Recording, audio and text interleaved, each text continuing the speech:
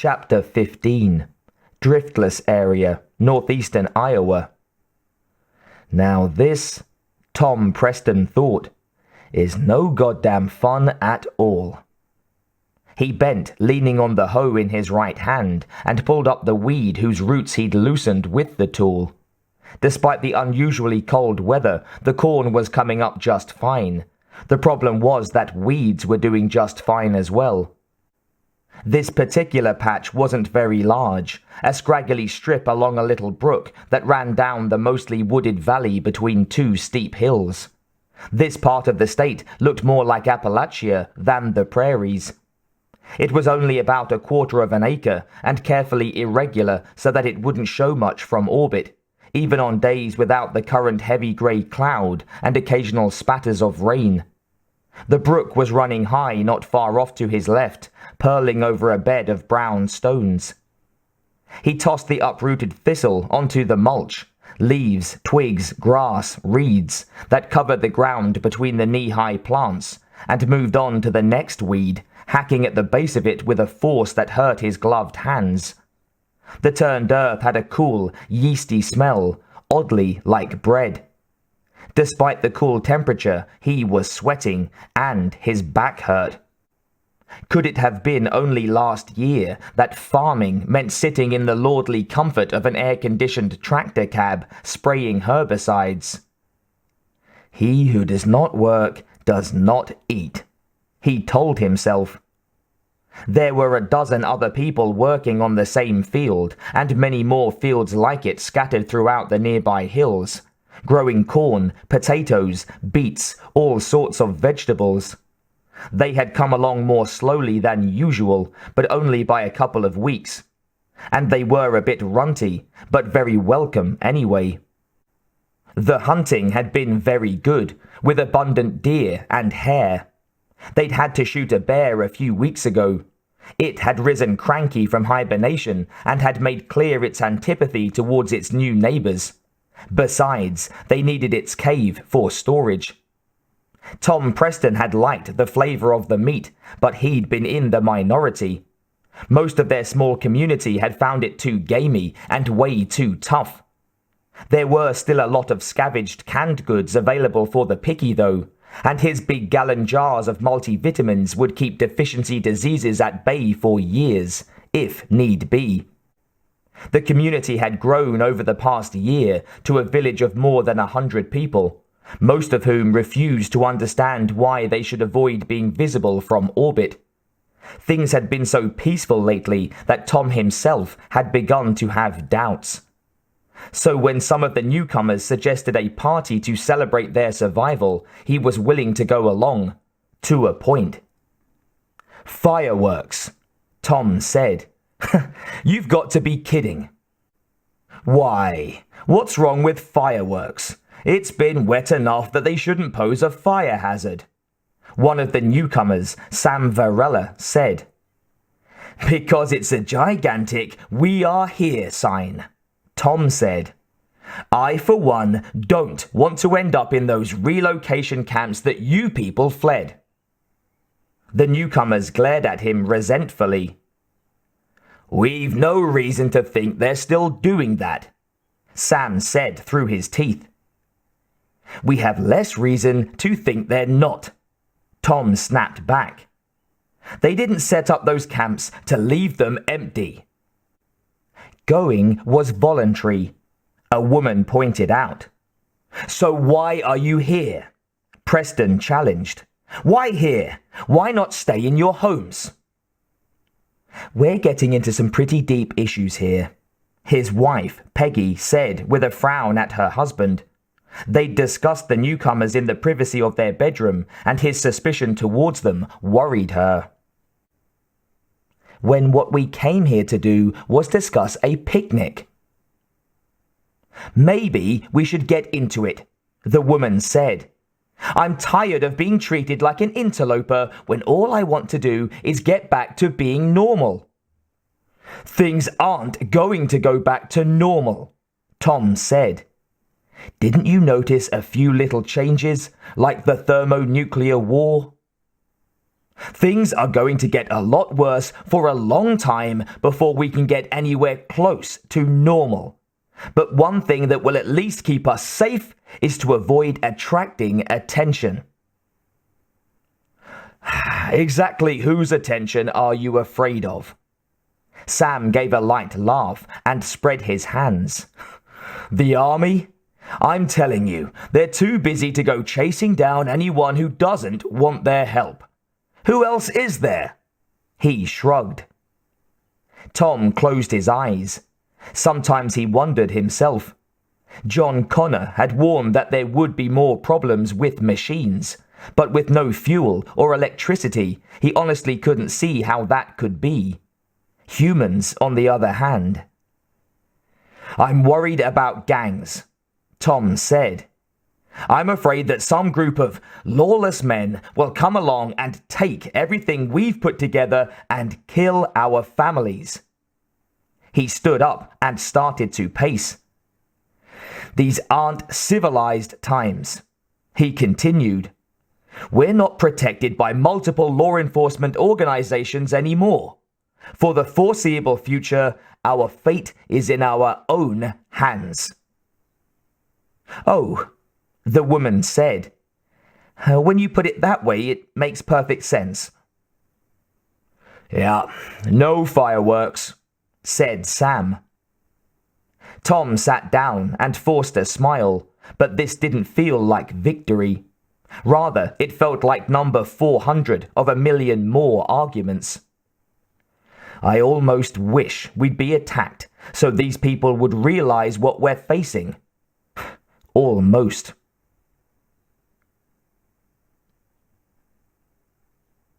"Honey," Peggy said to him later in bed, "we're 78 adults here and we're well armed.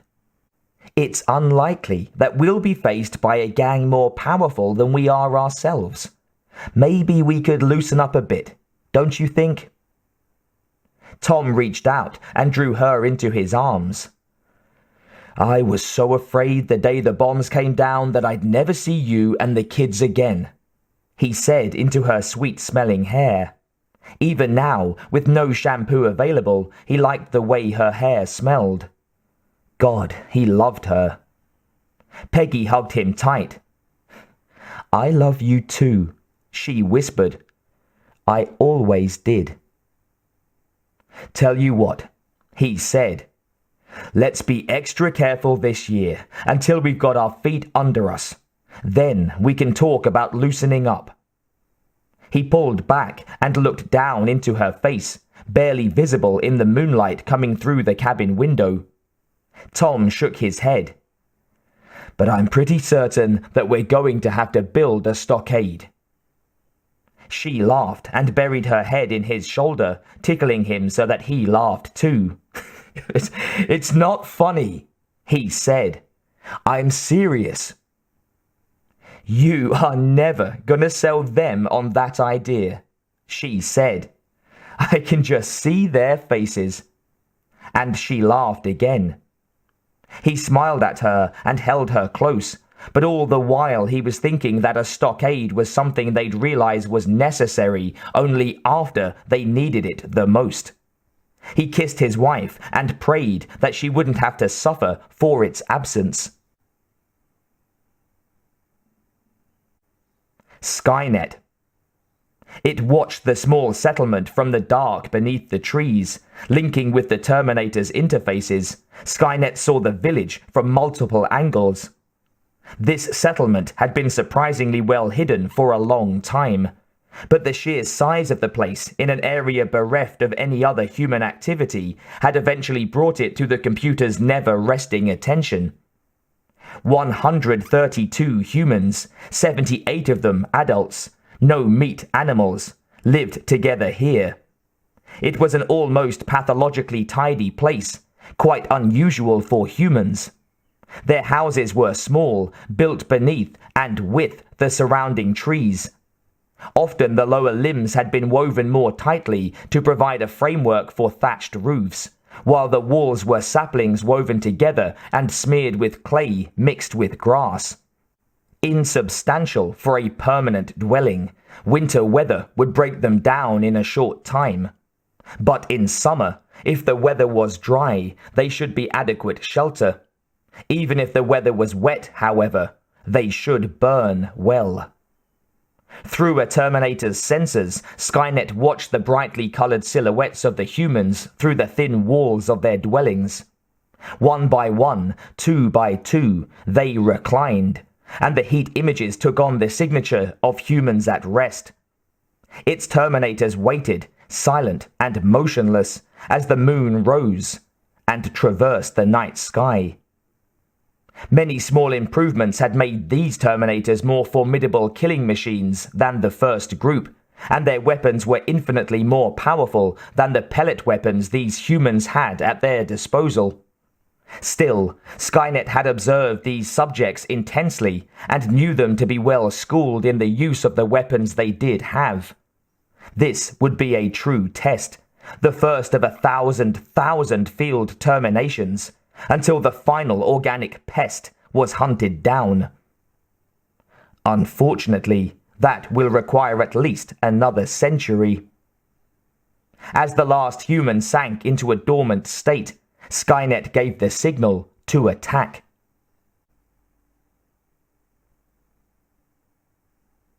Peggy woke first.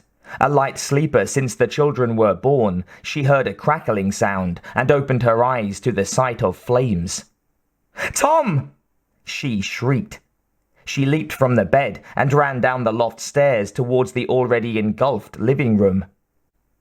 The heat drove her back, and she lay down on the floor to look over the edge of the platform. "Jason! Lisa!" she screamed. Then Tom was beside her. He looked over the edge and saw his children with their backs against the wall of the cabin, coughing, their eyes wild with fear. "Take Daddy's hand!" he shouted over the roar of the flames. If he could just get them up here, they could go out the window, down the rope ladder. Lisa came towards him, but Jason held back, shaking his head frantically. The little girl reached up, and Tom squirmed forward, putting slightly more than half his body over the edge. He could feel his hair start to sizzle. Peggy threw herself across his hips to hold him down, and when Lisa's head came over the edge of the platform, she reached forward and caught the girl's hair. Lisa was already screaming by then, so it made little difference in the volume of her distress, but still, her mother felt terrible. Once Lisa was safe and huddled against her mother, Tom dove over the edge a second time, reaching towards his son and encouraging, ordering, threatening him to come to Daddy. Suddenly, his hair caught fire and Tom reared up in surprise and shock. Peggy caught up the small rag rug at the foot of the bed and threw it over his head. "I've got to go down to him, Peg," Tom said. "He's too scared to move. Get Lisa out of here." She shook her head. "No, we've got time. You go get him. We'll lower the rope ladder, then we'll all go." Because they sure weren't going out the front door. Tom did as she suggested, lowering himself from the platform, trying to ignore the fierce heat on his naked shoulders. He forced himself to move slowly for fear of panicking his son into doing something foolish. "Come on, Jason," he said soothingly. "Take my hand and let's get out of here, okay?" The rope ladder came down from above, and Jason dove towards it, eluding Tom's clutching hand. Tom couldn't help laughing as he pursued the kid up the ladder. As soon as he reached the top, he grabbed it and dragged it over to the window, tossing it out with a clatter. Jason all but pushed him aside in his eagerness to be out of the flaming cabin, and Tom let him go, laughing at his eagerness. His sister will never let him live this down. Jason was halfway down when a blaze of blue light shot through him, emerging in a yellow blossom of sparks. The boy fell backward, a startled expression on his young face. Tom was leaning out the window, frozen with shock, when Peggy yanked his shoulder. If not for the sudden move, the next flash of blue light would have taken off his head. What's happening? Peggy shouted over Lisa's terrified screaming. The cellar, Tom answered. His wife stared at the rising flames, then at her husband. It didn't look possible. She moved towards the window, but Tom grabbed her and dragged her towards the stairs. Tom! She shouted, objecting, but too frightened to be more coherent. Jason's gone, he said tersely, feeling sick to his stomach. Someone's firing at us. Cellar, he repeated. Peggy had gone limp. She still had their daughter, still stood, but for now at least she might as well have been gone. The loft was full of smoke and the heat was becoming more dangerous. Tom grabbed a blanket off the bed and soaked it as well as he could with the contents of their wash bowl. Then he wrapped it around them all and with one arm around his wife's waist, barreled down the stairs. The hatch to the cellar was under the stairs and so, for the moment, was partially sheltered from the scorching heat. Tom yanked it up, then forced his wife down the stairs before him, pulling the hatch closed behind. Long ago, he'd connected the cellar to a narrow rock cave that came out by the creek. Peggy knew about it, and she'd hated it, but seeing it as an example of his growing paranoia. The sight of the passage now snapped her out of her shock, and she took a deep breath, turning to him with fear in her eyes. Mom and Dad, she said. Then she faltered for a moment, and Tom knew she was thinking of Jason. We need to get out of here first, he said, and gave her a gentle push. He pulled the camouflaged, dirt-coated door closed behind them, hoping it wouldn't burn. Just inside, he pawed at the doorframe and found the flashlight he'd placed there. He shook it to charge the battery, then hastened Peggy down the passageway in the dim light. The passage wasn't that long, really, about 100 feet, but it had seemed the length of Route 66 before he'd been finished. At the end, where he'd placed another hidden door, he'd also stowed some clothes and weapons, carefully wrapped in plastic to protect them. There was food here, too. He sat Peggy on one of the chests. Get dressed, Tom ordered, and stand ready. I'm going to find out what's going on. I might end up sending some of the other women and children down here. Take care of them. He grabbed a shotgun and thumbed in some rounds. Solid shot, cylindrical rifled slugs. Then he turned off the flashlight and placed it in his wife's hand. Feeling his way carefully, he opened the door into the natural cave. When he reached the creek, he squatted down and smeared some mud from the bank over his face and hands, then crept forward. Peering over the bank, he saw that the whole village was in flames. He could see forms moving about. By their postures, he could tell they were armed. Then one stood before the flames of a burning house, and he caught his breath, his eyes widening in horror. Like something from a horror movie, it was skeletal. It turned its head slowly, like a gun turret searching for a target. Light gleamed from the metal dome of its skull and through the cage of its ribs. Red light blazed from its eye sockets. Tom sank slowly until he'd dropped onto his butt. Shit, he thought. Slowly he became aware that he was hearing screams. Tom squeezed his eyes tight shut, wishing he could do the same with his ears. Of course he heard screaming. They were trapped in burning buildings, and the only way out was certain death. If he hadn't provided a way out for himself and his family, he'd be screaming too. There was a sound off to his right.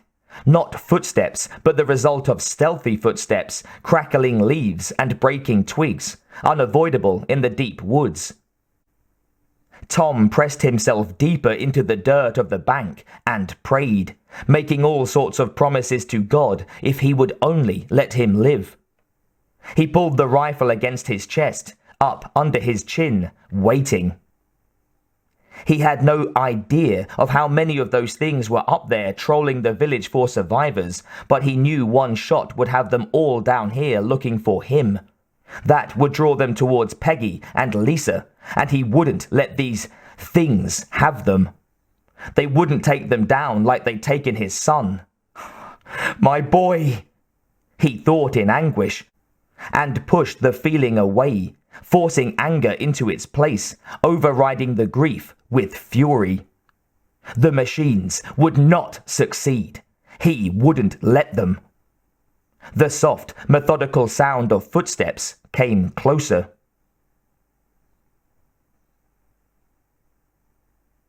The Terminator scout came to the end of its designated watch zone and turned away. No humans appeared to have escaped that assault. The enemy had been caught completely unprepared. It appeared that there had been 100% enemy casualties.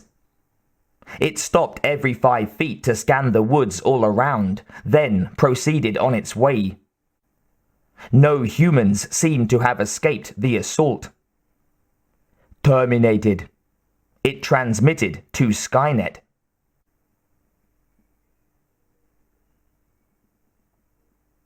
Alaska. John Connor was worried. I suspect that's going to be my natural state from here on out, he thought. The PDA in his hand showed the terrain, his location, and the jump-off points of the other attack parties. The factory was located in a low wooded valley surrounded by spruce-clad hills. And this is the first big operation I've personally commanded, he thought nervously, looking around at the confident faces. Maybe I am the great military dickhead of Mom's dreams, but right now I feel more like a confidence man. Not that that's my only worry. By the time they'd moved out, he hadn't heard from Tom Preston in Iowa. Unusual. Tom was one person who could be relied on to report regularly. He'd remarked once that having young children kept you awake and alert, and therefore on time, but not today. I hope it's not a bad omen. Maybe that was an ill-omened thought. So far, everything had gone extremely well, almost suspiciously well. Could it really be that the computer was arrogant enough to not protect its most important assets?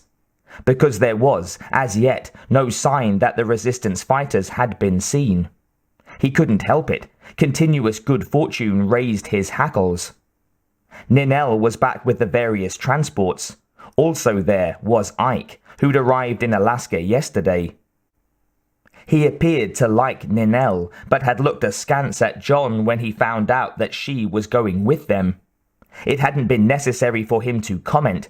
John knew the older man well enough to have gotten paragraphs of meaning out of that one look. The two of them would come up to the factory once John was sure the place was secured, although with Skynet, secured tended to be a relative term. There was a fence around the installation and about 20 yards of cleared ground all around the inside. The building was a metal frame affair with steps leading up to a second level. From the blueprints, there was a small office there. Most of the interior was pure machinery up to 40 feet high. There were spotlights at each corner of the building and on each corner of the fence at the top of tall poles. John crouched beside the crew with the tow anti-tank missile launcher. Can you take out the antenna? He gestured towards the dish atop the square building. Yes, sir, the gunner said, already looking through the eyepiece on the side of the long tube. Shrubbery protected the emplacement and the tripod, but the thing had a ferocious backblast, and you needed a dozen men to move it. Apart from that, it was easy to use. Do it, John told him. For dump. The rocket blasted out the front of the launch tube, and half a dozen of his resistance fighters went to work with shovels and curses, beating out the fire that the jet of flame to the rear had caused. Whoosh! Like the whistle of an angry young god, the rocket was a blur as it streaked out over 1,000 yards. Seconds later, the dish exploded in a satisfying flash of fire. John grinned. Now Skynet couldn't contact its plant. They'd checked carefully for backup communication links. This really was going to be a piece of cake. The first soldiers started moving out from the cover of the wood towards the fence. As soon as they were visible, a recorded voice rang out. "Halt! You are approaching a government installation. Trespassers will be prosecuted to the full extent of the law. The nearest military facility has been notified of your presence, and troops will be on the way momentarily. Go back. Do not pass the fence, or you will be fired upon." Gun ports opened all over the surface of the building, indicating that trespassers would be riddled with bullets if they proceeded. The resistant soldiers hunkered down, waiting for John's signal. John himself was waiting for the small hydro generator to be blown. He suspected that it wouldn't affect the automated weapons. They had battery backup, according to the plans that Snog had found, but at least the factory would be shut down. There was nothing to show that it had been rigged to blow itself up, but anything he could do to thwart such a plan would be a good thing. There was an explosion by the stream where the generator was located, and John signaled the soldiers at the fence to set their charges. Once that was done, they retreated at a run. Again John signaled, and the charges blew the fence. Sharpshooters began peppering the building, and in return the automated weapons fired into the woods, blindly for all the good they seemed to be doing. Short-range weapons, he thought. Yeah, light machine guns on hydraulic mounts, mostly 5.56mm stuff. Maybe Skynet's as short of everything as I am, and it's trying to do a lot more at the same time, of course.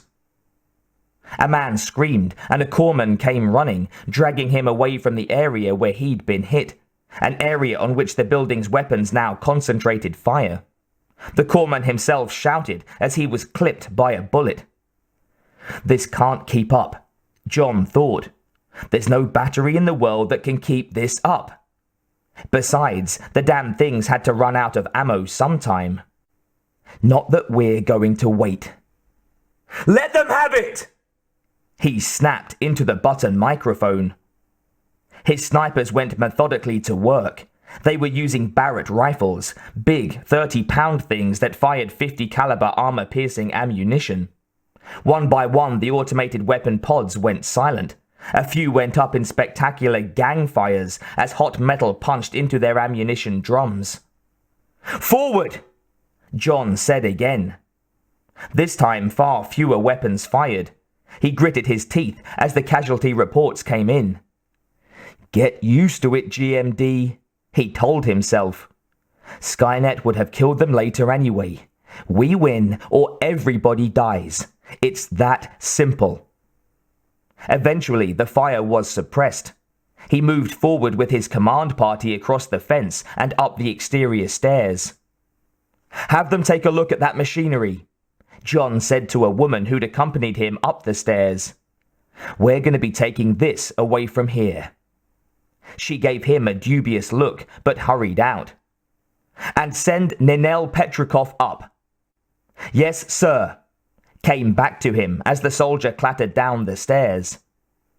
John Connor took a deep breath and pushed open the door. Anticlimax, he thought. There wasn't even a window looking out over the plant floor, just white particle board walls and a set of terminals and flat screen displays. He sat down at a console and put Snog's disk into the reader and hit enter, which seemed as good a place to start as any. Ninel entered the little control room cautiously, looking all around with wide eyes. "It's all right," John said, and grinned when she jumped.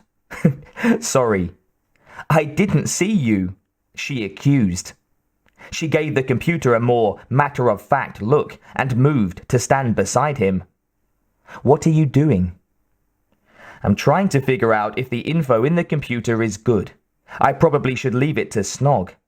He'll kill me if I do something to screw it up." Ninel frowned. "Snog?"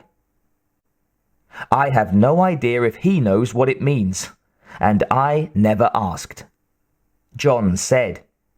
He rolled the chair down the console to a video screen. "Look at this." She went and stood, looking over his shoulder at the monitor. "What am I looking at?" Some kind of assembly line, that was obvious. It looked like it was manufacturing dress dummies. "You've attacked a mannequin factory?"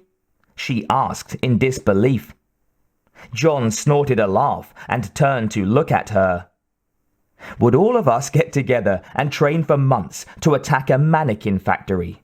Not to mention that such a place would be unlikely to be defended by machine guns or to be located in the wilds of Alaska." With a huff of annoyance, she put her hands in her pockets and frowned. "So then what? What am I looking at?" "They're robots," John said, watching her reaction. "They're called Terminators, and they're designed to kill humans." "What?" She narrowed her eyes and looked at him scornfully. "Killer robots. Isn't that a little far-fetched?" "Okay, so it's not gonna be that easy." He tapped a few keys and changed the view. Now the monitor showed a storage room with what looked like at least 100 of the things standing in neat rows, gleaming and complete and utterly motionless, their eyes dark. "Weird," she breathed from over his shoulder. "Do they work?" "I have no intention of finding out," he said. "If they're already programmed, then they'll start killing the minute they're turned on." "So, who's making them?" He turned the chair so that he was facing her. "Now is when it gets weird," John said. "The US military developed a computer to run their war toys. It was, without question, the most advanced computer run by the most sophisticated software ever developed. And then it became sentient. How could you know that?" Her voice was both scornful and accusing. "I know because I pressed the button that made it so," he thought. Aloud, he said, "I have privileged information. It was my mother who first found out about Skynet. That's the computer's name, by the way. We've tried and tried again to prevent them from using it, but there was nothing we could do. They finished the damn thing, put it online, gave it complete control of our missile systems." He waved a hand. "Etc. And the next thing you know, Judgment Day." "Huh," she said, eyes on the Terminators on the screen. "They're not dress dummies, Ninel. Honest." She looked down at him, her eyes troubled, then away. He turned his chair and pushed himself back to the workstation he'd been using when she entered. Clearly, some people were just incredibly hard to convince.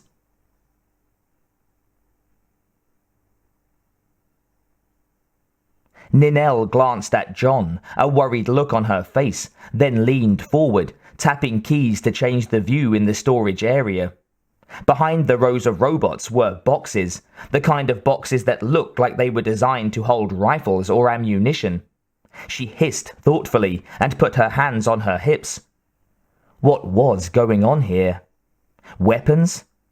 This was some kind of weapon factory, probably set up by the government, and now it was in the hands of John and his friends. These people didn't seem like murderers.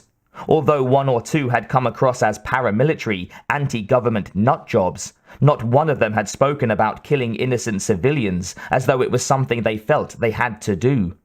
In fact, she'd heard Luddites more inclined to say socially unacceptable things about killing people. As she clicked the enter key, the view kept changing, from the storage area to the factory itself to exterior shots. She paused to watch the wounded being treated by one of the corpsmen. Had these people attacked the transports that she'd been sending into Canada? Not one had indicated in any way that they had done such a thing.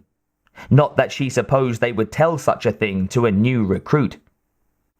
She glanced over at John, intensely working the keyboard. Since that one night, they'd never shared that level of intimacy. He'd made a point of talking to her, and others had noticed and commented on his attentions, but otherwise, she'd kind of been twisting in the wind, wondering what she meant to him, if anything.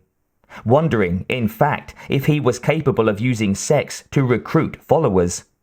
Because it had very quickly become apparent that this resistance thing was John Connor's property. The others looked at him like he was a god or something. Killer or savior? She wondered, glancing at him from the corner of her eye. Time to make up her mind. People that she trusted insisted that he was a mass murderer, and here he was, attacking some kind of automated weapons factory. Why would a savior want a weapons factory? She hit enter 2 more times and thought, time's up. Time to act. Hands in her pockets, mouth dry, her heart beating in her throat, she walked back to where John was working. "What are you doing?" she asked, leaning forward. He held up a hand. "Just a second," he said, preoccupied. Ninel yanked the sap out of her pocket and smacked him across the back of the head. Goggle-eyed, swaying, he turned to look at her, his mouth open in astonishment. Terrified, she hit him again, this time on the side of the head, and John slid bonelessly out of the chair. She let out her breath in a gasp, reached forward to him, then aborted the gesture. Turning, she rushed to the door and opened it. Bale Witch and Dog Soldier came barreling in, Dog with a soldier lying limply across his shoulders. Dog dropped him carelessly in a corner, and together with Bale Witch advanced avidly on John as he lay helpless on the floor. Ninel recognized the soldier as one who'd worked with her and started towards him to at least untangle his body from the heap he'd landed in. "He's dead," Dog said over his shoulder. "No need to worry about him." "What?" Ninel said, horrified. I had to," Dog said, annoyed. "We're slightly outnumbered here, in case you didn't notice." "Not for long," Bale Witch muttered. She reached for the keyboard above John's head. "He said they were robots," Ninel blurted as she watched Bale Witch type. "Yeah," Dog said, nudging John with his toe. "He said they were designed to kill people." She heard her own voice, sounding wild and desperate, and hated it. But something was going wrong here. "He said a computer called Skynet made them. He said Skynet caused Judgment Day." "Well, duh," Dog said. He looked at her. "We could hardly let them fall into this guy's hands." "What are you doing?" Ninel said, snatching the keyboard away from Bale Witch. "Give me that," the older woman said calmly. "Tell me what you're doing," Ninel insisted. She raised the keyboard as though she meant to smash it. "I mean it!" Bale Witch took a heavy, deep breath and huffed it out. "I'm activating these robots so that they can take care of these resistance types." Ninel could feel herself going pale. But they'll kill them." "Yeah," Bale Witch said, smiling. "That's the idea, honey. Just think of all those innocent, unarmed refugees if you think we're being too tough." This didn't seem right. It didn't. Then it hit her.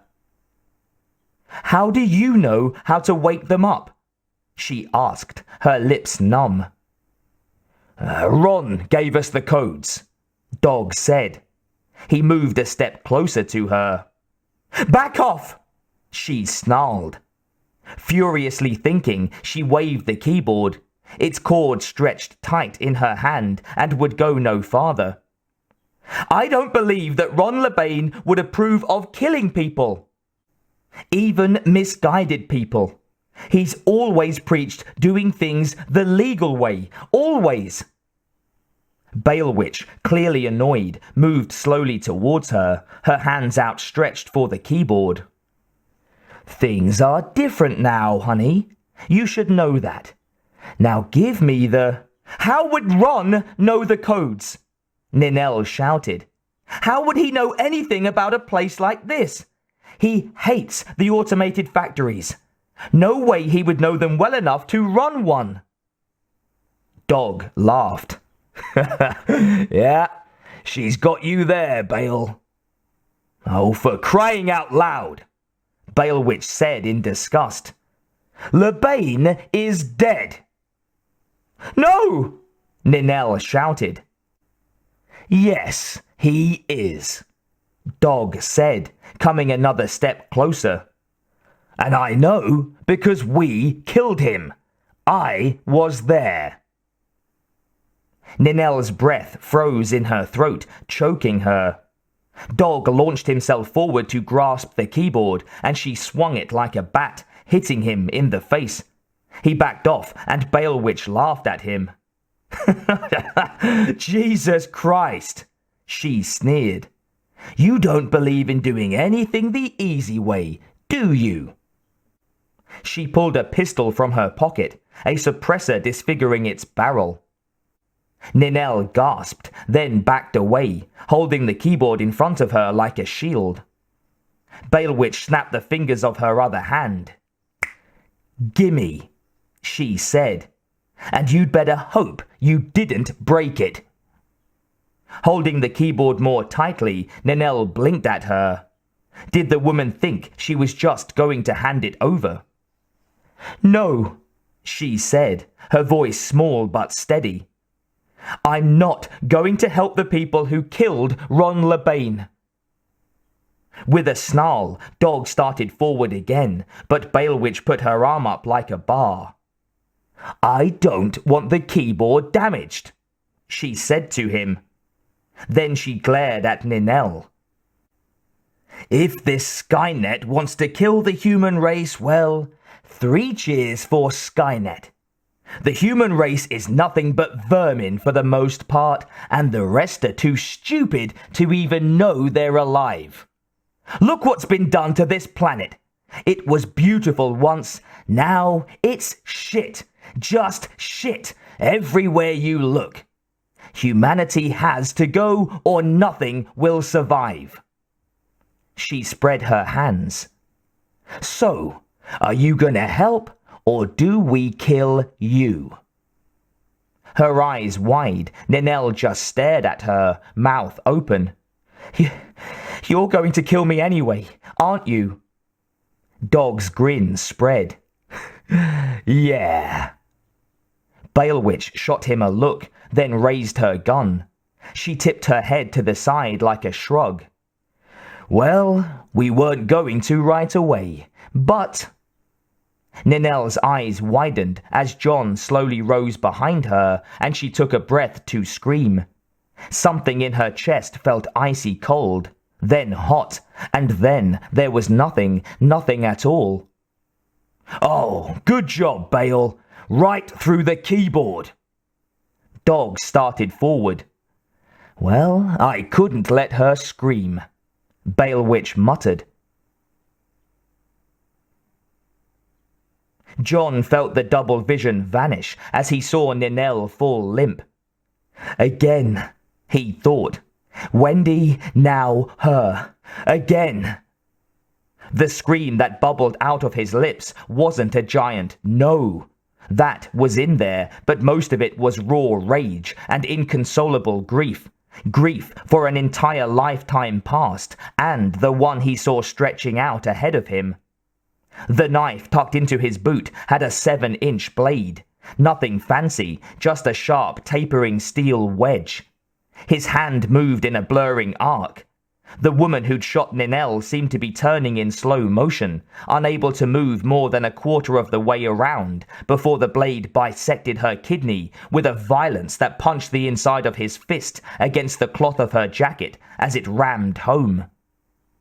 He moved with her like a dancer, his left hand grasping her gun hand, turning her in a pirouette and throwing her forward at her companion. That one's eyes and mouth gaped in O's of surprise as he caught at the sprattling weight. The same motion pulled John's blade free. He flipped it into a reverse grip and punched it forward over the dying woman's shoulder, right into her friend's eye. Faster than the flicker of a frog's striking tongue, deep enough that the narrow shoulders at the hilt of the blade struck on the bone of the socket. "You're terminated, fucker!" John wheezed, then ignored the falling mass. Neither of them were going to bother anyone, ever again. Kneeling beside Ninel, he slowly reached towards her neck with 2 blood-stained fingers. No pulse. He hadn't expected there would be. He wiped his hands on his pants so he wouldn't stain her face, and closed her eyes so that the whites no longer showed. Then John took her in his arms, something in him sickening at the limpness of her body, and lifted her as he stood. He pushed his grief aside, putting himself outside the emotion. "Guess I'm not meant to have relationships," he thought. He opened the door and took her down to where the other casualties lay. This one they'd be leaving behind.